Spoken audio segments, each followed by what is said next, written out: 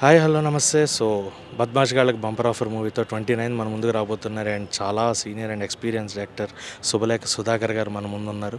So ఆయన ఎన్నో generations చూసి ఇప్పుడు ఈ సినిమాతో మన ముందుకు రాబోతున్నారు అతి త్వరలో. సో ఈ సినిమాలో ఆయనకి నచ్చిన పాయింట్ ఏంటి, ఆయన ఈ సినిమా చేయడానికి కారణం ఏంటో అడిగి తెలుసుకుందాం. నమస్తే సార్. నమస్కారం అండి.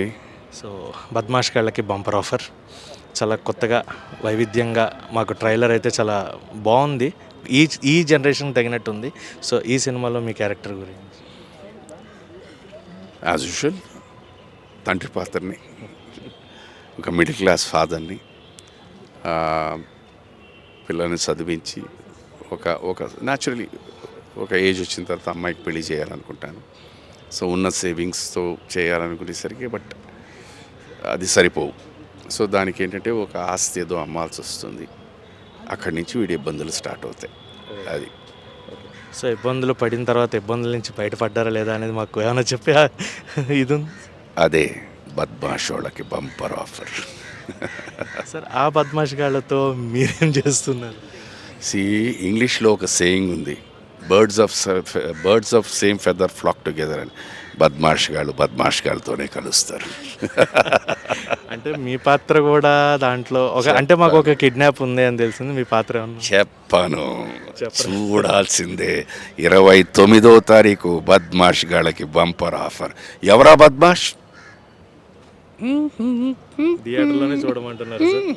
ఓకే. సో ఫైనల్గా 29th సినిమా వస్తుంది. అండ్ ఈ సినిమా మీరు ఆల్రెడీ చెప్పేశారు. ఫైనల్గా మీ మాటల్లో జనాలకి ఒకసారి ఈ మూవీ ఎందుకు చూడాలి? నవరసాలు ఉన్న సినిమా అమ్మా ఇది. ఆల్ ఎమోషన్స్ ఉన్న సినిమా. నాకు తెలిసి ప్రతి ఒక్కరి జీవితంలో ఎక్కడో ఒక్కడ ఈ సందర్భాలు టచ్ అయ్యే ఉంటాయి. నేను గట్టిగా ఎప్పుడూ నమ్మేది ఏంటంటే ఈ ప్రపంచంలో ఉన్న వాళ్ళందరూ చాలా మంచివాళ్ళు.